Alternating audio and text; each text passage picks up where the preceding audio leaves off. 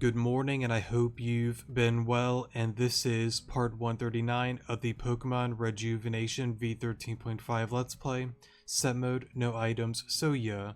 So before we do get into today's episode, I just want to say real quick that we are back on track with the main story and officially done with the side quest, events, catching Pokemon, etc., etc.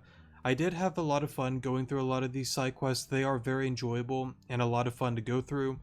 I always recommend that you do go through them and play them and experience them, but of course, it's up to you whether you want to or not. But I will say, I'm glad to be done with it. While it is a lot of fun, I very much miss the main story, and I know I brought it up here and there during the long side quest segment of this series here, so yeah, I'm honestly glad to be back into the main story, especially for this chapter here. It's definitely one of my favorites. There's a lot of, ups and downs. It's pretty much, in my opinion, a roller coaster of emotions. A lot of amazing things go down with, the story, the lore, the emotions, the characters. I can go on and on about it. It's a very, very fun chapter overall to go through and experience. But before we do get into all of that good stuff, I would like to give a simple summary on what's been completed with the side quest segment of this series.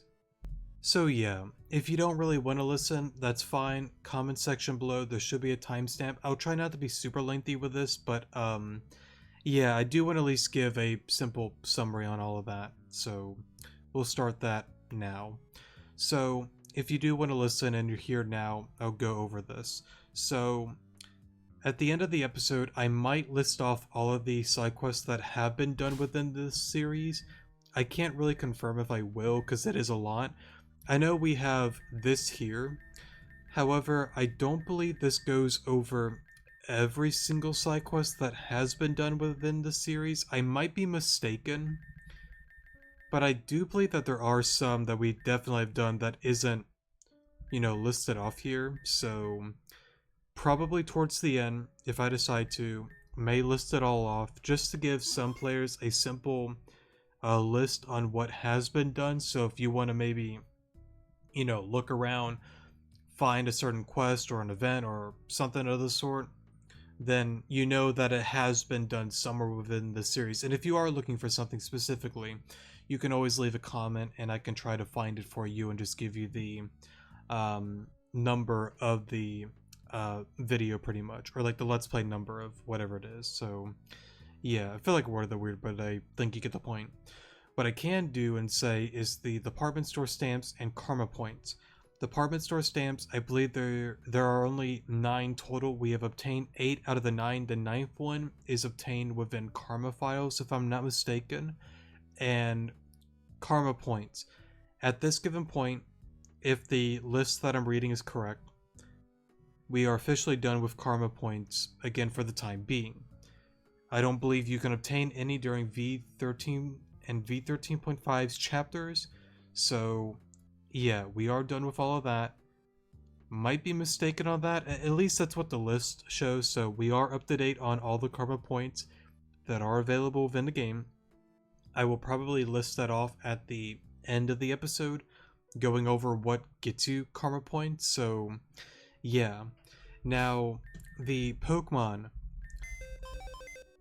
I spent a lot of time doing some breeding with the Shiny Eevee.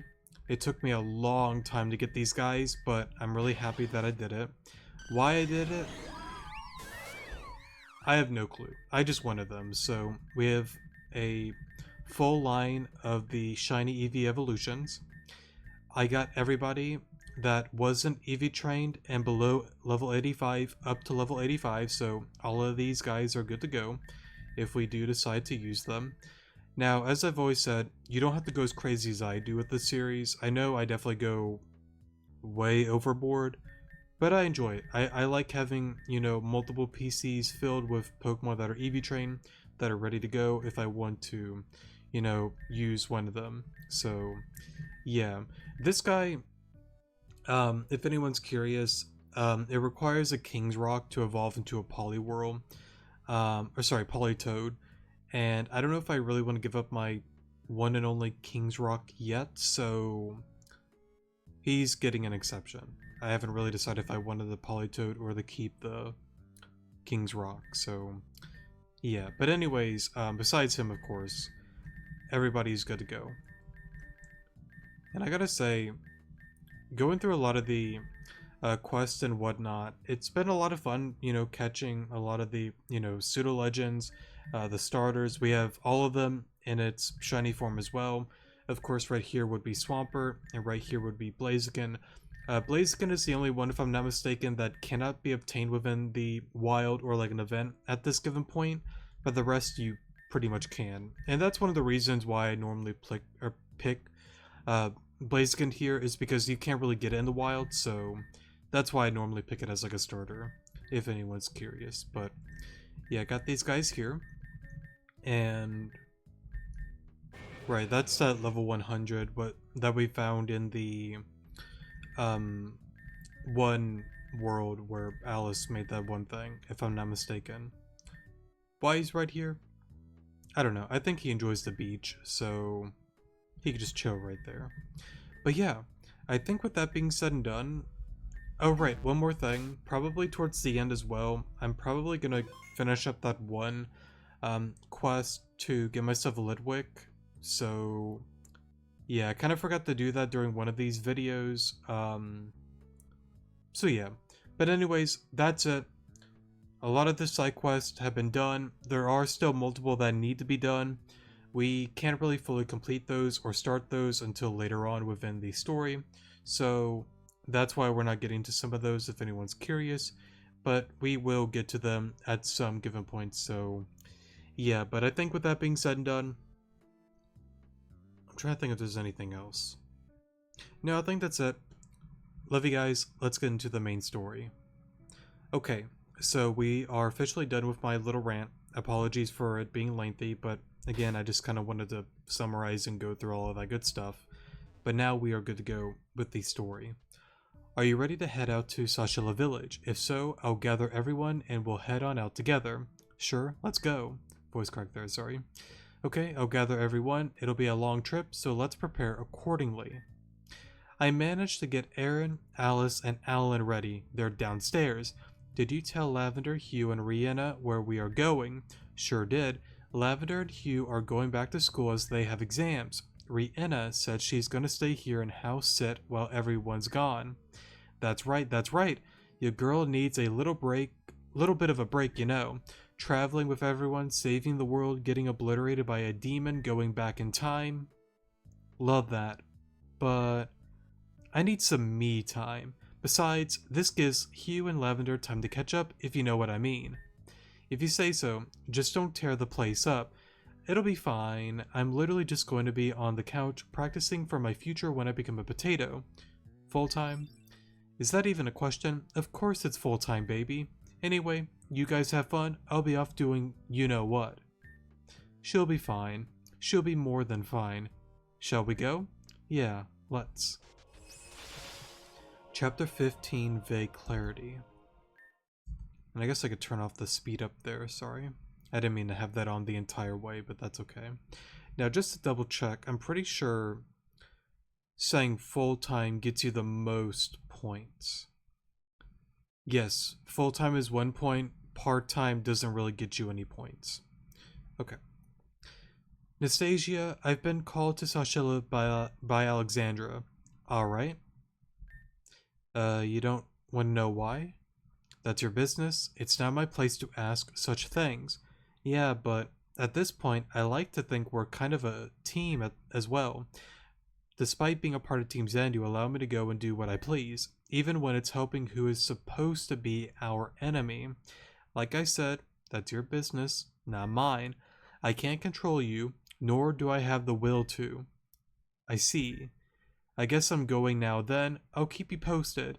Don't do anything reckless. Would I do anything reckless? Let's put it this way. Voice crack there, sorry. If you come back battered and beaten, I'll scold you. Right. Got it.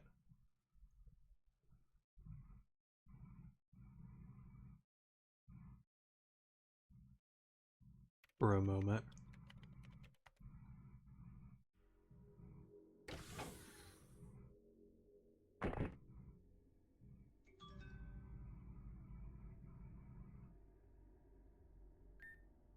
Took long enough. Alon, you better watch your back. Now, here's something that's really interesting. I don't know if they touched it up a little bit, but I remember this room during one of the scenes within, I believe it was V11, V12, some of the older chapters. So it's kind of cool to kind of see this back here. I might be mistaken, or I might be thinking of Where Love Lies as well, because I think they had this room in there as well. Maybe not this exact one, or maybe it was, I don't quite remember. It just looks familiar to me, and just something I'd like to point out. You better watch your back. Yes, I would like to save. Alon, welcome back. Yo, Alon. Don't you recognize him? It's Adam. What a throwback, don't you think? It's been a while since we've seen him with this color of hair.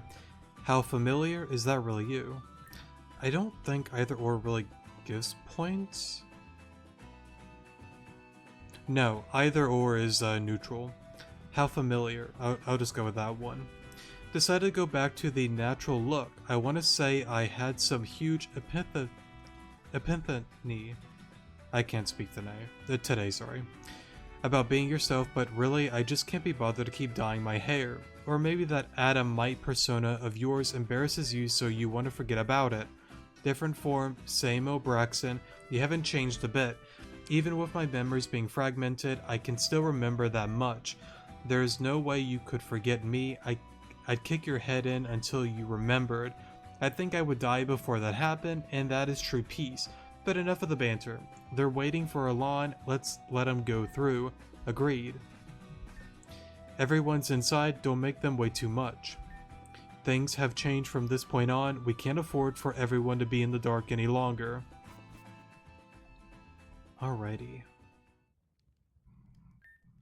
It looks like we're all here then. Welcome, friends. So, why did you call all of us all the way here? What did you want to talk about? I'm just going to get right into it. You won't find any more hesitation from me. Ren gave me a letter that was addressed to the descendant of Nimra, from Nimra. Alon, Hugh, Rihanna, and Ren found this during their time in Hyoshi. I read every line, twice, so that I didn't misread anything stated.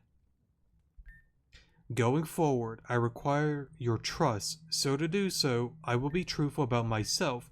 My name is Alexandra Rayilla, however you pronounce that last name. I am a member of the Elite Eight, the highest ranking member, actually, number 1. You're part of the Elite Eight. I only vaguely know what that means.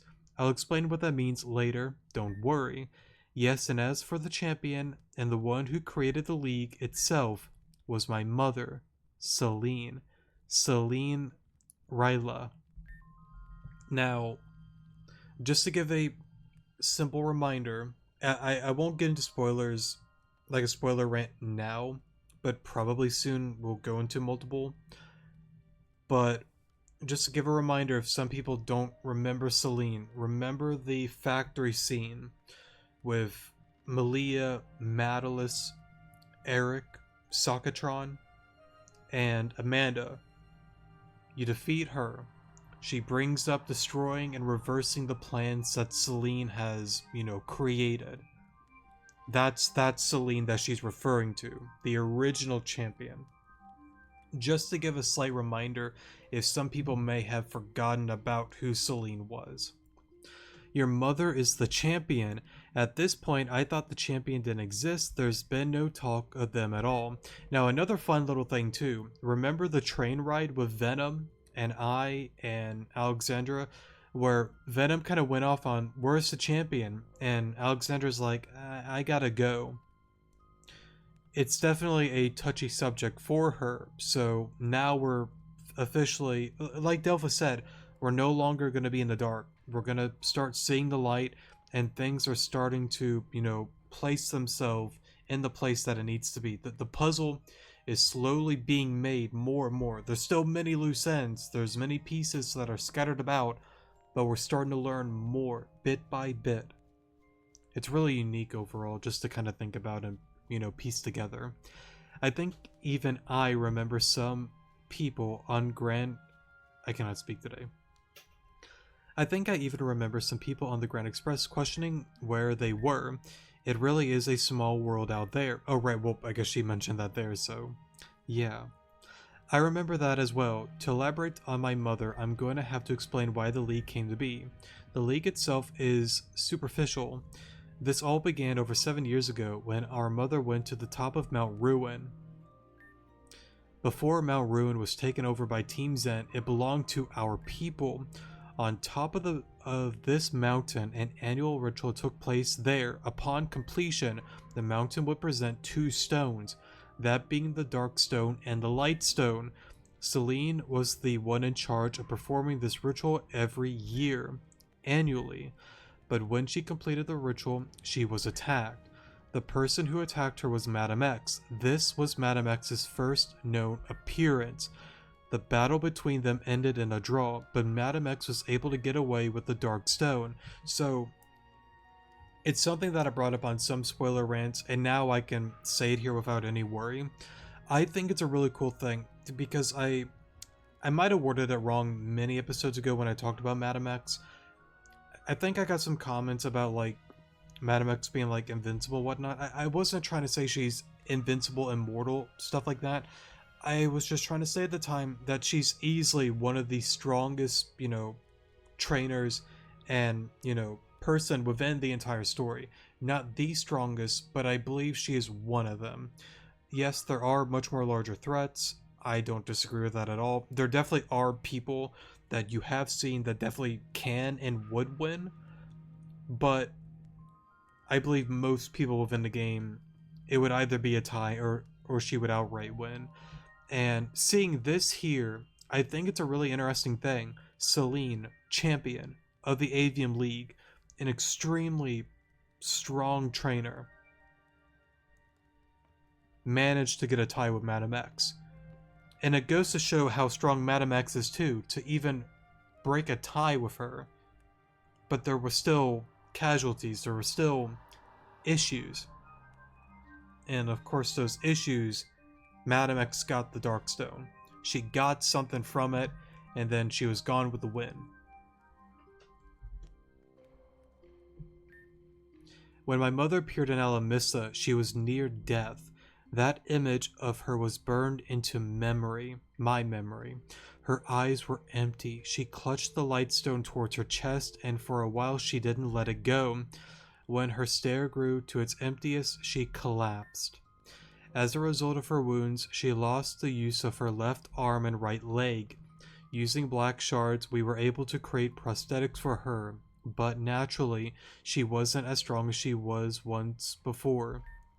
She had to think of a plan, and quickly. Avium was still in recovery after the calamity. The population was low, and as such, there weren't many powerful trainers around. Now, again, try not to get into spoiler stuff, just to say what's been said. I think that's a big detail. After the calamity is when this all started, which I think is a very unique, kind of like right afterwards. You learn that again, Madame X, while it was its high, I think in a sense Madame X definitely gained more than she lost. Did she get everything she wanted? Probably not, no. But she did get something, the Darkstone, and heavily weaken the champion. So at that point, it's kind of a win-win more so to Madame X than Celine. But that made Celine, a much more wise and smarter person. She realized, holding on to the Lightstone, that something's got to change, because if not, we're doomed. Because I don't know if I could do it a second time. And here she is, going around creating this league, like Alexandra has said before. Celine had heard that a region far off had implemented a league in which its challenge was an appealing feature. It brought trainers from far away and had even budded new talent within its lands. She knew that if the same thing took place here, she could protect the region from the threat that was Madame X. As a result, Celine decided that she herself would recreate the same scenario in Avium, and so she did. Celine grew up in rough conditions. At this point, she was already well trained and even had natural skill. Because of her strength, she made a name for herself, Celine the Silent Sweeper. She'd take down teams of 6 with only one Pokemon within a minute.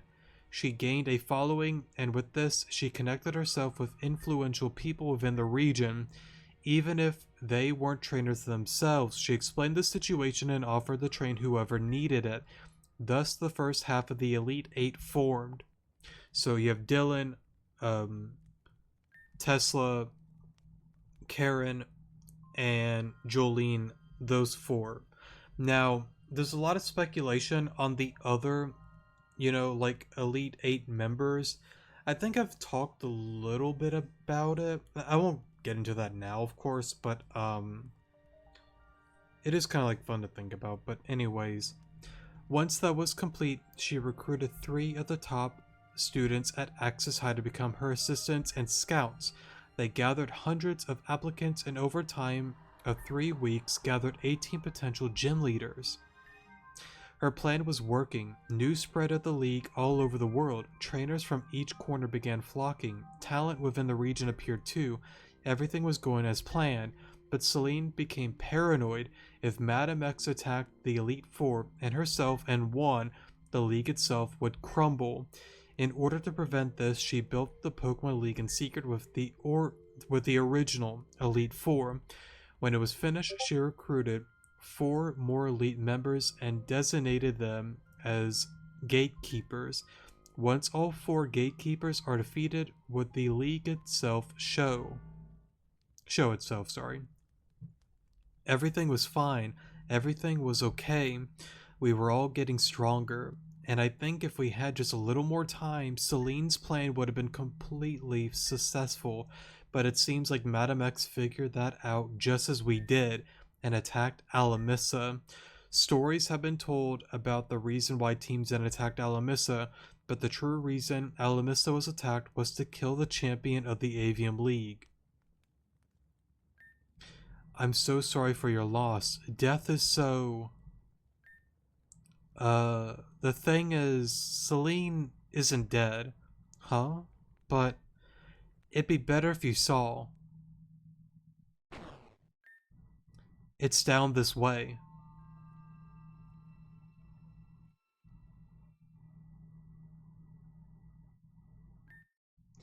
I never knew this place existed underneath Alamissa.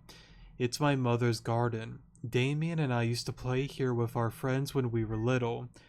I don't mean to rush you, but where's Celine?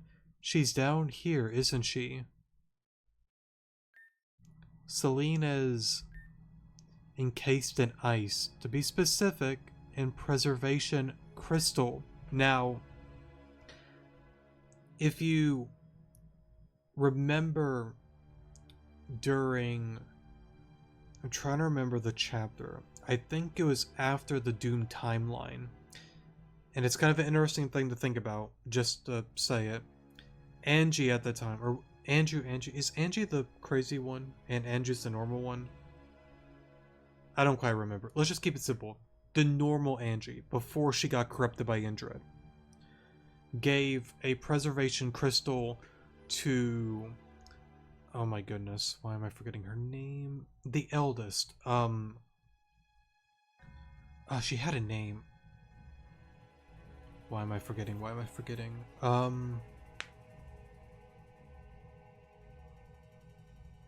I guess it doesn't matter. I'll probably remember it an hour from now. The eldest, when she was younger at that time, I want to remember the name. Soda and...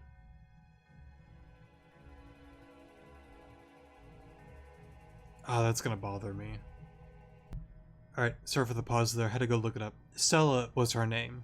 So, anyways, she was given the preservation crystal by the normal time Angie, being like, I sense like bad things are going to happen. It's going to get worse. If things do go down, take this. It will encase you in this ice thing for about 24 something hours, not episodes, hours, and hopefully you'll be fine. But what's different about this one is it's definitely been more than 24 hours, but she's still within it. Just something to kind of point about and think about.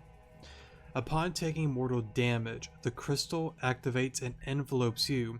It preserves your body while slowly healing your wounds. My mother fought Madame X here and lost. She was carrying a preservation crystal from a spring found in Evergreen Forest. Okay, so it makes sense how she found one then. Now, again, what's also interesting is despite all of her efforts, this time around, she couldn't break the tie. And it made sense. Like, don't get me wrong, she's still a very strong trainer. But with her initial injuries and probably Madame X, getting more and more stronger as well, like she's not gonna, kick back and be like, whatever, I'll do this later. No, she's definitely, training, thinking, conspiring, planning, etc., etc. Like she's going through different things as well to give her the advantage, just like them in the league. So it kind of makes sense that this time around she couldn't hold her own. She was carrying a preservation crystal from a spring found in Evergreen Forest. That's the spring that Andrew protected. Just before Alamista was attacked, she trained us and our friends. If she's out of commission and you being ranked 1, wouldn't that mean that you...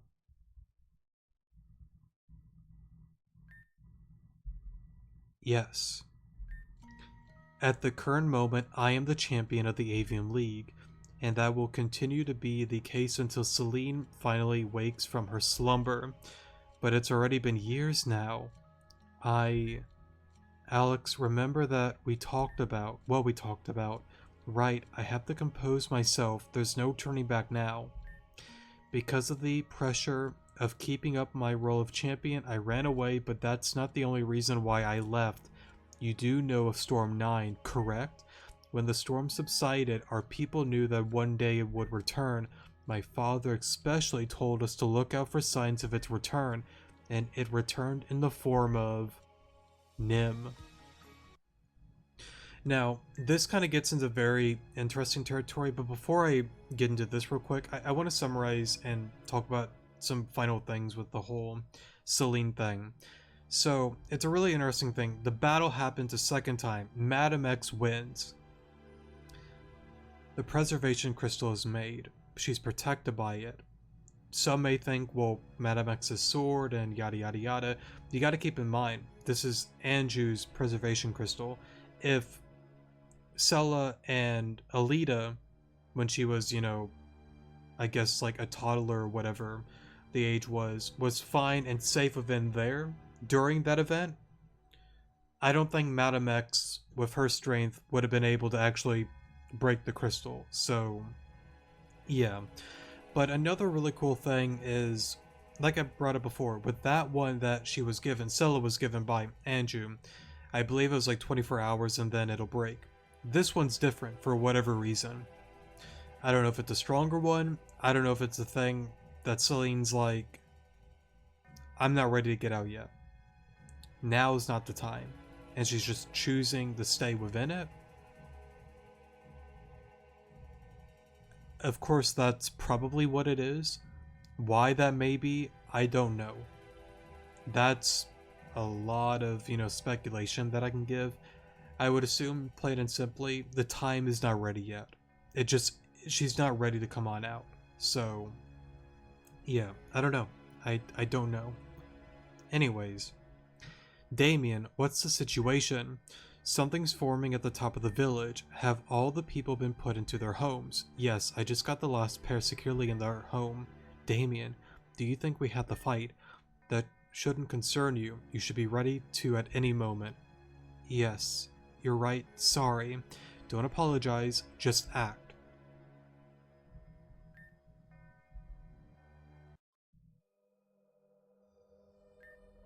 Damien, what is this? Do you remember what Father told us? The wretched storm will return, and it will curse us with its presence with a sign. A storm like this in Sashila. No, the entirety of the Badlands. Things like this just don't happen, Alexandra. This is a sign. That's when she appeared. A blackened soul emerged from the core of the darkness, as if it were as if it were born of pure malice.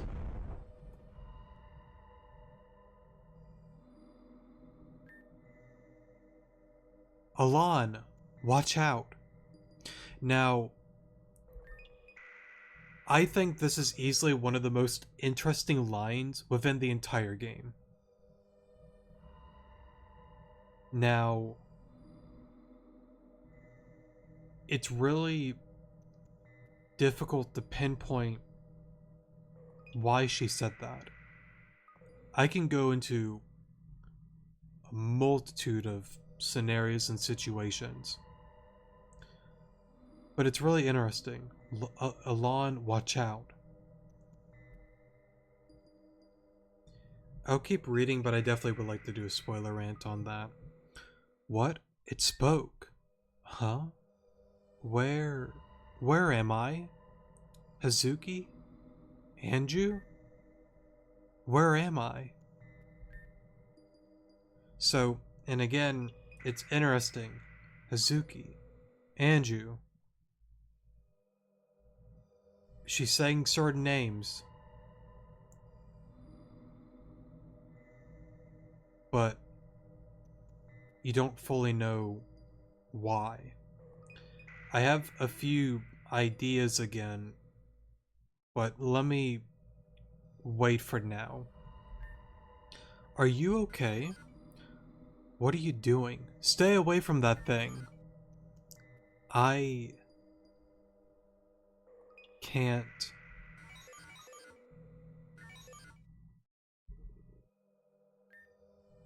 Wind.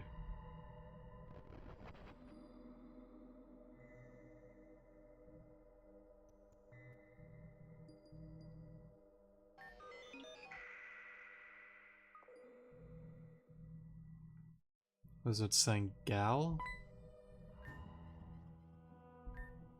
Alex, stop being so careless. Don't just stand there. Whatever this thing is, it's dangerous. We're gonna have to take it out. Right? I'm here. Need energy. Okay. Latios. Do you have a typing? Flying. It might be a misplay, but I think I'm gonna go for screens. Because I think screens honestly is gonna help us with this battle.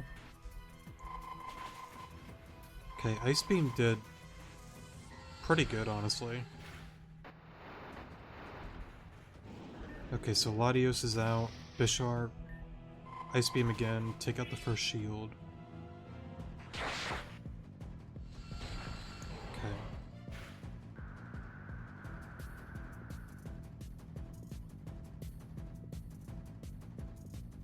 I think Sigalith looks pretty solid right now.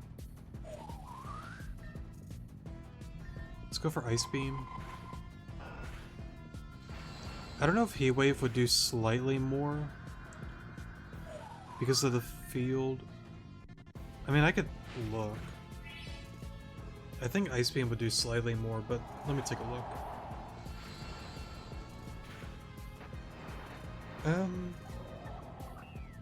I think it did almost about the same. Ice Beam might have done slightly more though, but it wasn't too different. But I guess we're gonna go ahead and just spam Ice Beam for the most part. Okay, cool. So I guess this one isn't really super tricky on set mode no items. I know the freeze we got a little lucky, but...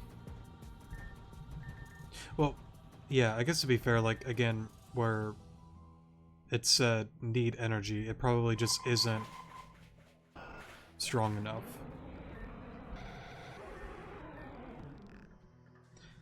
With Damien, we were able to defeat it, but barely. I don't know, I think we did pretty good. Too much. What's going on? Did we do it?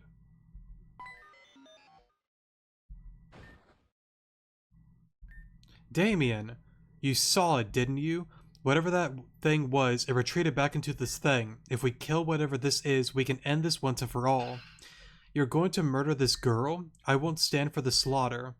Then sit down and let me handle it. I won't allow this, Damien. You'll have to go through me first. Alex, don't do this. You can't beat me. Please stop fighting. She doesn't even know her name? It doesn't matter, Damien. That's the end of that. No matter what you do, I won't let you have your way. What? Don't play dumb, Damien. You really wanted to seriously hurt her. Alex, that thing isn't human. It's going to destroy everything if we let it run amok. Please, tell me how you know that for sure. This decision isn't up to you. But it's up to you? Stop being so self-righteous. You clearly don't have what it takes to do what must for survival. Fine then, if that's how it is, we'll let the people in the village decide. Whatever they conclusion is, we must both abide by it. Got it? Fine, I understand. The council came to their decision and voted to have Nim executed, but I couldn't let it happen. Something told me to keep her alive. Within the deepest pit of my heart, I knew that Nimra wanted me to do it. In the middle of the night, after the council's hearing, I took Nim and fled the village. Damien caught up to us quickly, and I could do nothing but put Nim on a train and buy time. I never would have guessed that Nim was the storm itself. Now, okay, before I do this,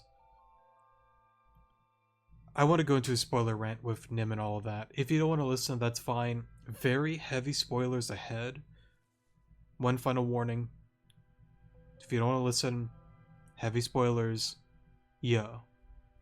Okay, we are in spoiler territory. If you don't want to listen, one final time, go to the comment section below, skip on ahead. Yeah. Okay. So, I can't fully, place this puzzle piece fully together because there are so many unknowns still, but I do want to tackle it and give my perspective and my idea on what went down. You go to the beginning. Watch out, Alon. That line, let me wait on that line because that one to me is still somewhat confusing, honestly. But I want to go to the next thing. Hazuki, Andrew. I still believe that potentially, with my one theory idea, with the prologue, I believe that event was when we were at Hiyoshi, battling the Rift Gardevoir. The maids were saying, there's not much time and things are happening, yada yada yada, whatever they said. And Indra was like, alright, we're gonna sacrifice, my daughter, Marionette. Stop being, disobedient, yada yada. Go out with dignity for my love for Arceus, yada yada yada. She's on the altar. She's screaming, I hate you, I hate you. Like, why did you do this? Why did you kill my mom? Like, all these emotions are running through her. And it cuts to black and you hear the slash. I've always believed that that was Nimra with the two, crystal swords, because like it's brought up during chapter 3 if I'm not mistaken.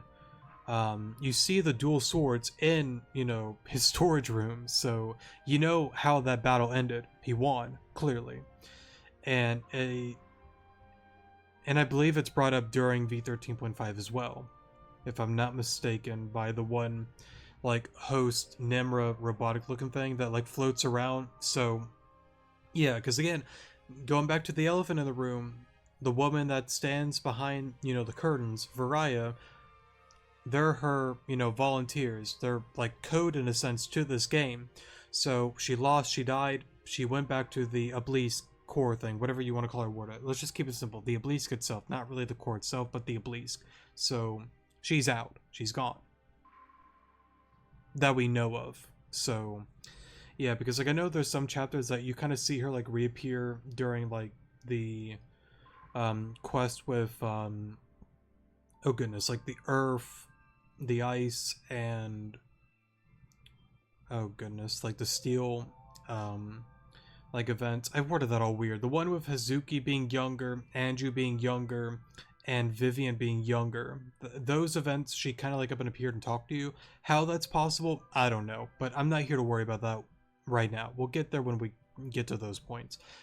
So, I believe during the prologue, that's when all of that went down. We were battling the Rift Gardevoir. We were probably trying to escape. And excuse me there.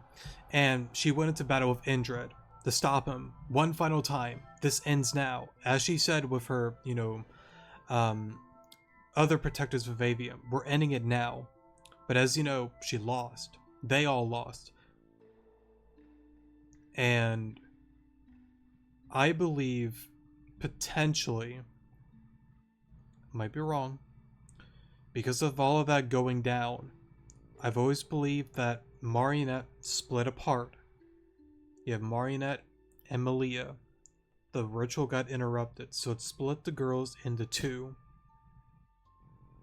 Sorry for hitting my chair there, but I've always believed that. I believe at some point, Madame X probably up and appeared, took one of the girls, being Malia. Why do I think that? It's pretty much said within the story itself that Madame X had Malia at a young age. She gave her to Professor Jenner. Remember? He was supposed to care for her, grow her up to the right age that Madame X can do what she needed to do. And then the story definitely backfired and it did not go the way that she intended it to. Or, well, maybe it did. Because again, with the time diamond and seeing different things and yada yada yada, I think to some level she does know that it had to happen this way to fit Varia's story. She has to go with the flow, not against it. If she goes against it, bad things happen. That's just my perspective on it. And if I'm wrong, I'm wrong. But anyways, you go into the battle. Nimra lost. Of course, Indred's gonna be like, perfect. I get to sacrifice you too. Because he has a thing for sacrificing people, for whatever the reason may be. For his love for Arceus. I would safely assume that Nimra got sacrificed. And that's why we have Nim. Nimra, Nim. The names are very similar. And Indred being Indred probably did some certain stuff as well and turned her into a storm. She's Storm 9 Wind. Go back to Black Steeple, where you have the 4 darkness, right? The 4 emotions. What was it again? Like the one of obsession, like pure evil, greed, and there was one other one. Alright, I'm back. Sorry for the pause there. I lost track of time and had to go do some things, but we're back now. But we are still in spoiler territory. So, I was talking about the prophecy with the 4 darkness. I did pull up an old video just to get it right here. The shadows that shade the earth shall be known in the end. I guess I went on a... Oh, here we go. The one of raw evil, the one of obsession, the one of betrayal, and the one of greed. These 4 shall see the world be lost forever. So, that's why I believe potentially that there are 4 components to this storm because of Indred. Now, of course, again, we've talked about it before. The true puppet master, the person that stands behind the curtain, the orchestrator, whatever you want to call her, Varia. She's pretty much orchestrated a lot of this. But to keep it simple, let's just focus on, Indred and whatnot. I would believe that within his coding and whatnot, he, again, during the battle with Nimra and the other ladies, they lost.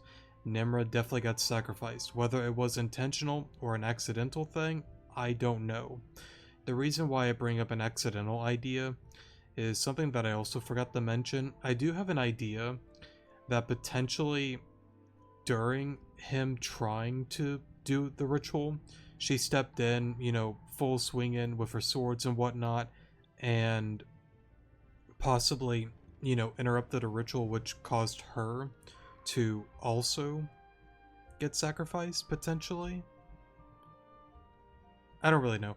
Whether she outright lost and then got put on the altar, or it's some other way, I don't know. But the point is, however it happened, I do believe that Nim is Nimra.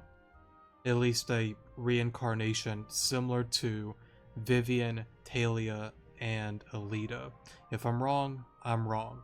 But that's just what I believe. But anyways, going on to the prophecy, the one of raw evil, the one of obsession, the one of betrayal, and the one of greed. Getting back to that and trying not to derail into all of that. I really don't know where Nim lies in. I would safely assume it would probably be betrayal because of the whole situation with Clear and brainwashing her and feeding her lies that all of her friends betrayed her. They left her to die on that mountain. It makes sense for her to be betrayal, in my opinion. Now, we also have to go back to chapter 13, where Indred gave that very interesting hint. And again, I've always said it before, chapter 13, in my opinion, is easily one of the most, if not the most important chapter within the entire game.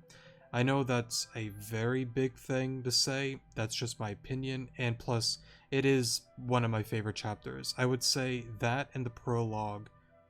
I can't decide over one or the other. I love the prologue so much, but I also love chapter 13 the most. What I'm trying to say is it probably is my favorite chapter. While it's really hard to piece together certain things, I really feel like when things start to go more wacky and wild, that chapter is going to be very, very important. But anyways, enough of me getting into chapter 13 like that. So, going into Indred, when he said, about the prophecy stuff, and it doesn't mean it's necessarily one person.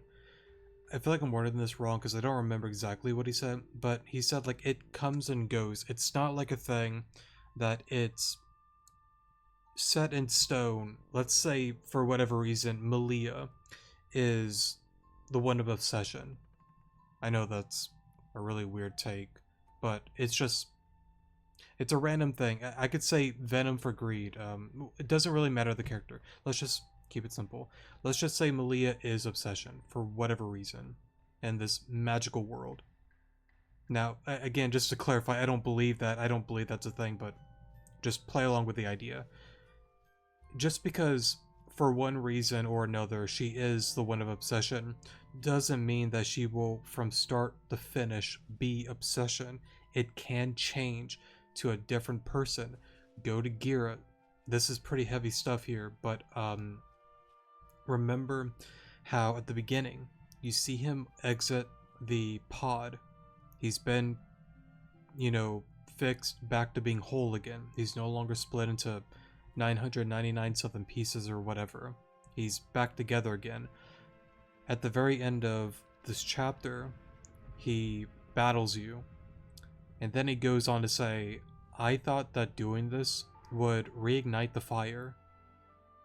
My hate towards you, my, rage and anger and all these kind of emotions, it's gone. And I don't know why. I thought that battling you would bring that back, but it didn't. And then he leaves. Remember, with multiple battles that happen with him, you see that, shadowy, dark ghost figure thing, whatever you want to call or word it. I do believe at one point he was one of the four within the prophecy, that it's, that's listed there. The one of raw evil, the one of obsession, the one of betrayal, and the one of greed. I believe he was one of them, but something changed. He got blown into a bunch of, tiny bits. He got fixed, and it's gone. It's no longer within him.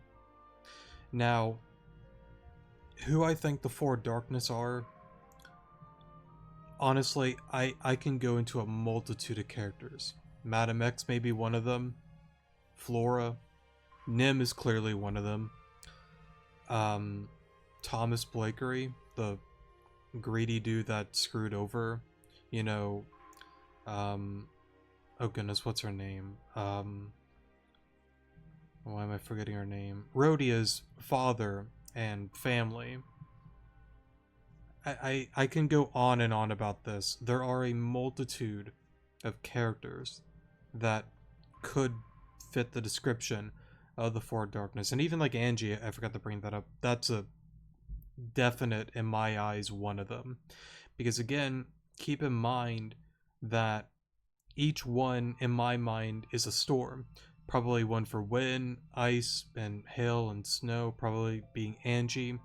But we really don't know about the other two. Now, of course, I can't 100% say that Angie is one of the storms. It's just an educated guess. I would be surprised if she wasn't. Because again, go back to what Indra did to her within the one secret scene. You see him and her, he, I guess, goes into her or whatever, that weird like scene thing, and then she looks slightly different, and then she goes on with her day. And now, voice crack there, you know that she's, you know, a lunatic, crazy, and yada yada yada. So you can assume that he did something, and I would assume now she's one of them. Now, whether Indra is the one that can create the storms and whatnot, I can't fully confirm that either. I can only take an educated guess and believe that he is heavily involved with all of that. But again, going back to the elephant in the room, Varaya, it's probably within his code to do all of these kind of things. Look at the, like, windstorm. That is not a normal thing. It's this weird, like, data chip looking thing with a bunch of eyeballs. And if you remember with Karma Files, and you see that one giant eye during V13.5's chapter, where Malia's like kicking the black tablet thing, you notice like the eye, and even like again with like the karma points, like the eye is always there, it's always watching. So I would assume like it has something to do with Varai as well, and her story, and what she wanted ultimately. So yeah, I don't know. It's just really interesting to talk about these things and speculate. But yeah, I would say ultimately with all of that, I believe that Nemra, in some way, shape, and form, how it exactly happened is irrelevant. I can say all sorts of ideas, but I do believe that Nim is Nimra once upon a time before she got potentially sacrificed. I do believe that the call out to Hazuki and Angie potentially used to be, maybe some memory of Nimra before the battle went down, and then here came Nim for whatever reason. Now again, I can't pinpoint exactly what happened, why she yelled out like that. I don't know. There could be a thing from like a different timeline, and she just got up and thrown into this time. I don't know. Go back to, the very initial thing that she yelled out. Watch out, Alon. That, like I said earlier, still confuses me. It is so intriguing and interesting, but I don't know where it fits within the story, in the timeline. I don't know. Because it would have to be another event, honestly. Go back to Nimra. She talks to the protag, Rihanna, and is like, hey, we got it covered. Leave. It's too dangerous. You need to go to your time. So, in my room, it'll make sense. Just go in there, do your thing, leave. I got this. And there was no other situation of us like going back to do something and then her yelling watch out within that chapter there, which tells me that at another point we probably will go back to the past and see something go down. And then I believe at that point there might be a situation where Nimra might push you out of the way, like watch out, and then something happens to Nimra, saving us, and then her getting reverted to Nim, and then the full effect happens within this time here. It would be crazy to see something like that go down. I can see it happening. How they're going to play that out, I don't know. And again, I could be wrong. Who knows what Jane will decide ultimately. But those lines there, especially the one where she says, "Watch out, Alon." And then that also goes into another thing. Is it me, Alon, or the actual protag, Alon? I assume it would be I, not the actual normal, original Alon, whatever you want to call or word it. I know I probably should have named, like, the protag a different name or something, but I've always named my characters Alon because why not? But, yeah, I do believe, like, for an example, if you named your character Billy, Samantha, Hendrik, Tommy, whatever, name you might have, chosen for your pro tag, I believe no matter what, that's what Nim normally says. So, yeah, I don't know. It's really interesting to think about. I think I'll probably stop there. There's so much more that I can probably say, but I feel like I'm just kind of going in circles. Just to summarize it, I still don't fully know what the Watch Out Alon means. I can speculate all day long. The thing with Hazuki and Anju, that I believe has something to do potentially with the battle that they went into with Indred potentially. And then turning into the storm, I believe that's the aftermath of what Indred has caused.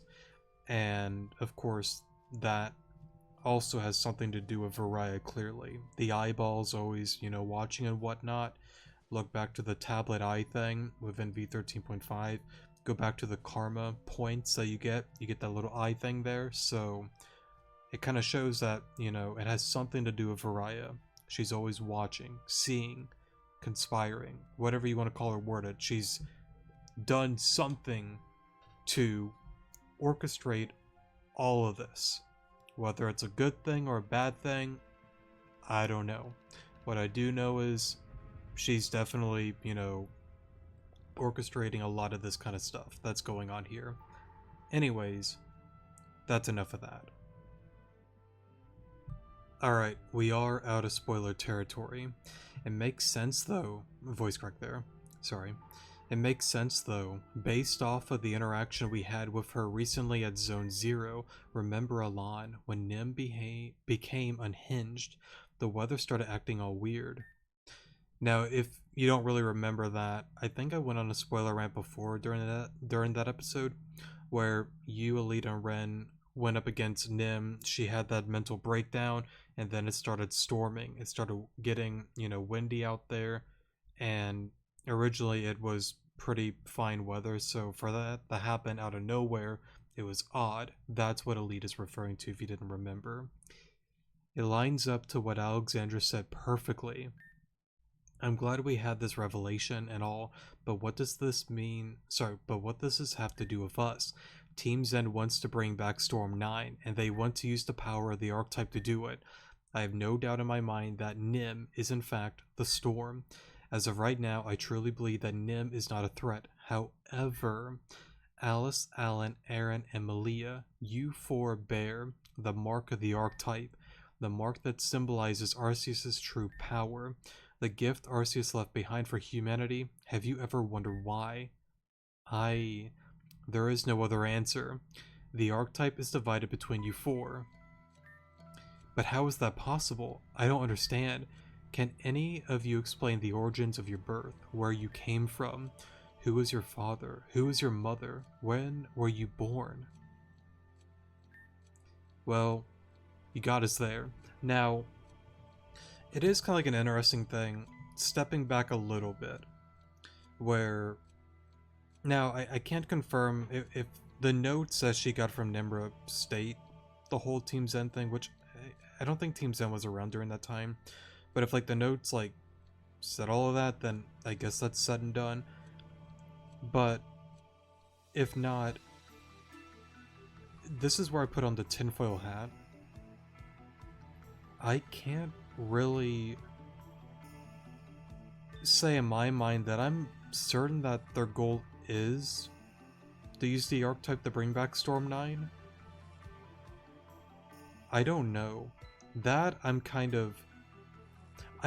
Here's how I'm going to word it. I believe that probably is a goal, but I think they want to use it in a way that, hmm, how do I want to word it? Like, okay, let's say, like, yes, they want to do Storm 9. Okay, I can see that. But I don't think it's going to be in the way that we suspect them to go about it and to do it. I think they have a whole different plan or idea with bringing back Storm 9 that is probably going to be where, like, the disconnect lies. Like, we might think one thing, like, they're just doing this just to obliterate everything, and it's going to be a whole nother thing, not just that. So yeah, I don't know. Maybe I'm being stupid there. That's very possible. But I do believe that it's probably because of Storm 9, but I think it's going to be for a different reason. Not exactly just to up and obliterate everything. But I might be wrong. I know, again, well, that kind of gets into spoiler stuff. I'm trying to say without getting into heavy spoiler stuff. I'll leave it at that. I'll stop there. Well, you got us there. I always knew I was adopted, though Soda always made that clear to me. Alan and I don't remember our parents, we just remember our father's voice. And even when... Sorry. Then we're not even sure that's our father, I can't really say. Before everything, I always believed Professor Jenner was my true father. Since then, I've learned that we have no relation whatsoever. Thinking about who my true parents are has always been difficult. So I guess I just haven't put too much thought into it. If you were born from the archetype, then there are only two options. The archetype was used on a woman. She bore children, giving you a mother. Or you directly were wished for by someone, leaving you with no parents. For that deduction, you four could only truly have a mother, never a father. That aside, I don't think Team Zen is aware of Alice, Alan, and Aaron, but even capturing one of you will mean their victory. See, but that to me is like a crazy thing. Because, well, I guess no, not entirely. No, actually, no, I'm wrong on that. Yeah. Because I guess slight spoiler here. It's not gonna be a lengthy one, but just like comment on that. If you don't want to listen, that's fine. Go to the comment section below. Yeah. So go back to my idea with the prologue with Marionette. You can only assume that Madame X at that time is only aware of Marionette, and then something happened where Malia came to be. She got her at a young age, and sorry for hitting the mic there, and pretty much gave her to Professor Jenner, etc., etc. The others were locked away in the unknown dimension. How could she have known about all of that if they were all locked away? So, yeah. Now, what's interesting though is you would think though, why would Marionette not? Now, going off of the idea that, let's say Madame X is Marionette, that theory and idea, why would she not remember them? If I had to guess, it would probably be because of Indra doing some wacky, I don't know, spell, dark magic stuff. I don't really know.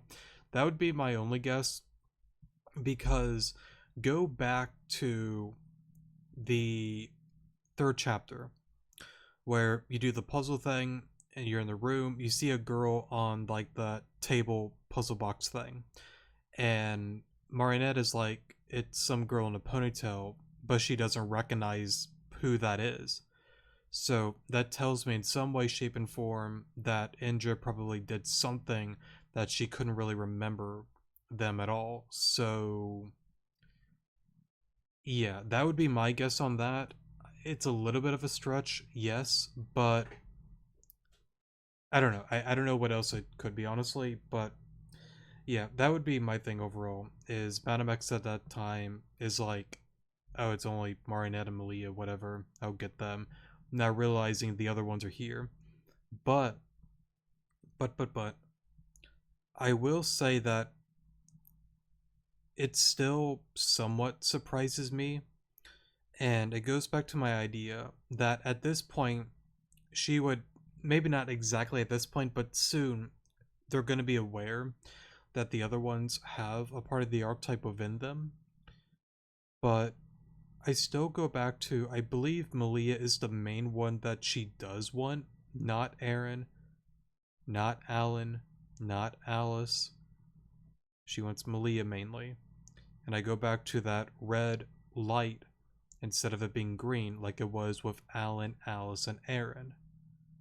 There's something up with Malia that I think she's the main target. Because realistically, I go back to what I said so many times.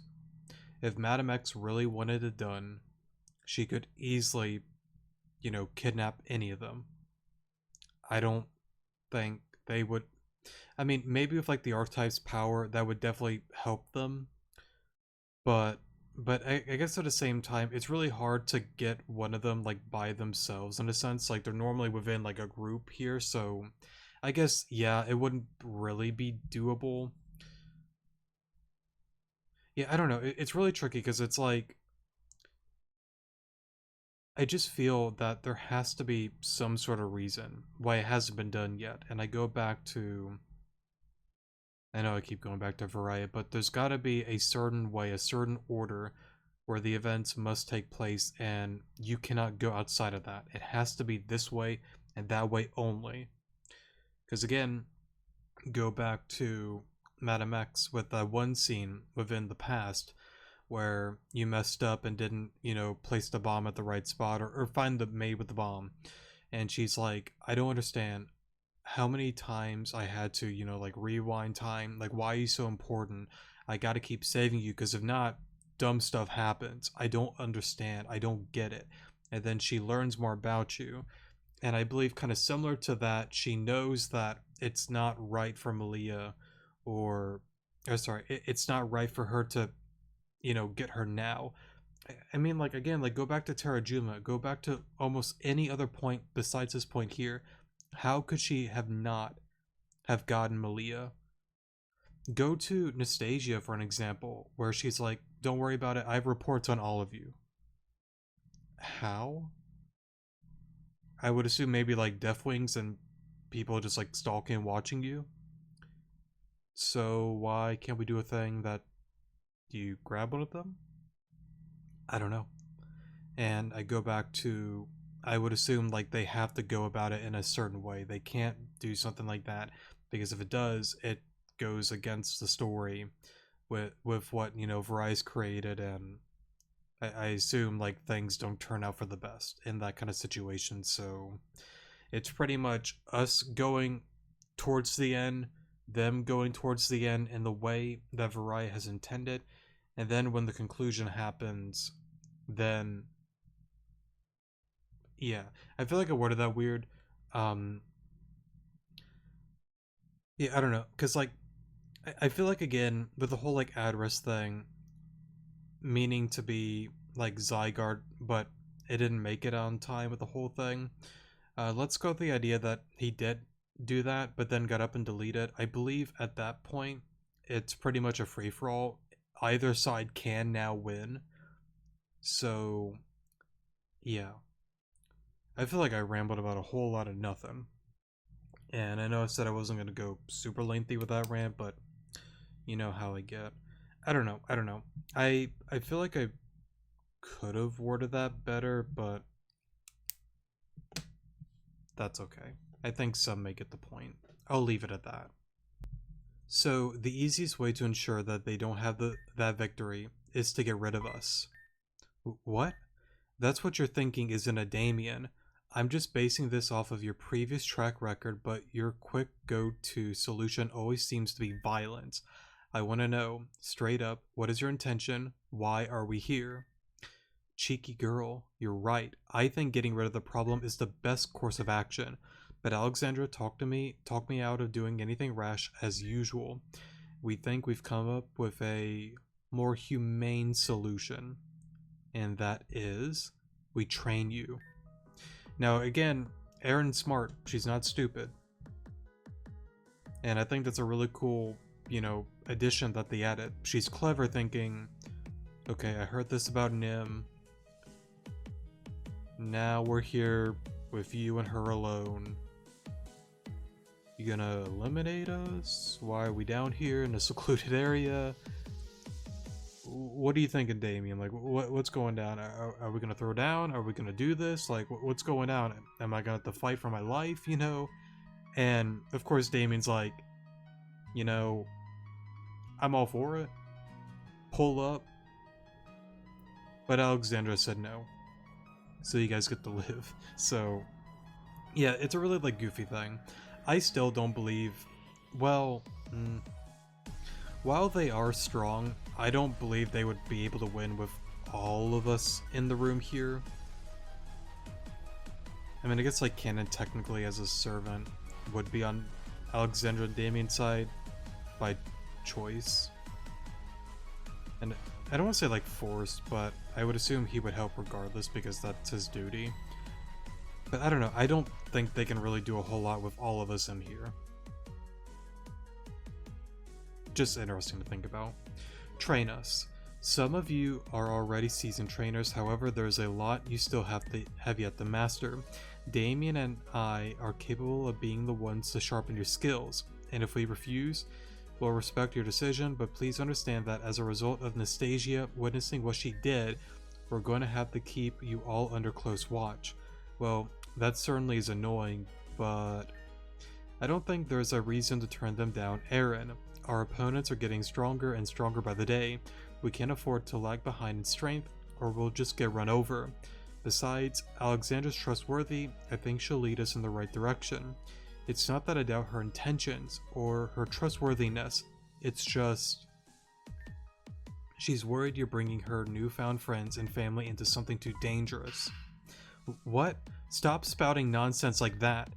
You don't need to pop a blood vessel. I get where you're coming from, but this isn't something we can run away from anyway, you know?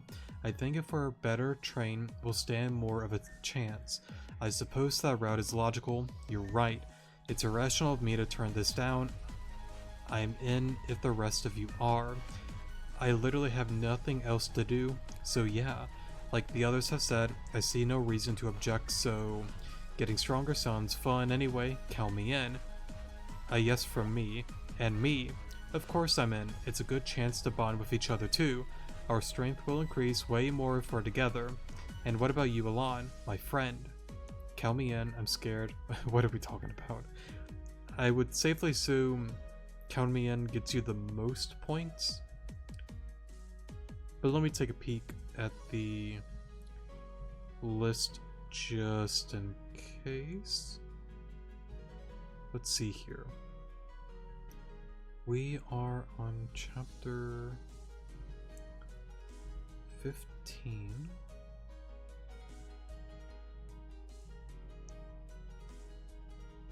Yes. Sorry, one moment. Here we go. Yeah. If you say I'm scared, you get +2 from Ren, Alita, Damien, and Aaron. If you say count me in, +3 Malia, Alita, Ren, Venom, +6 Alexandra. So I guess that's the interesting thing. You don't get any points with Damien if you say count me in, but you do if you say I'm scared. Kind of interesting. I thought maybe they would have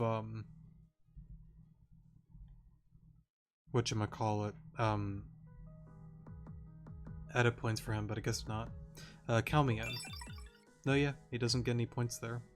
In that case, we can't get past all this talking. Let's head back to my place, or perhaps our place now. Our place?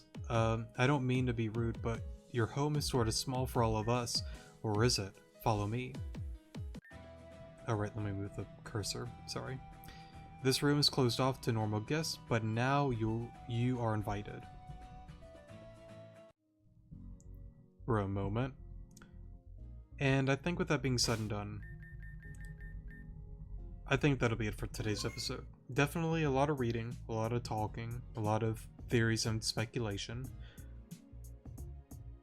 And I'm really happy with it. I'm honestly like really excited for this chapter again, because now that like I've gone through it, I can actually try to piece together stuff more efficiently. Kinda not. I know my theories are really wacky and really crazy, but um, it's just something I like to do and do enjoy, so yeah.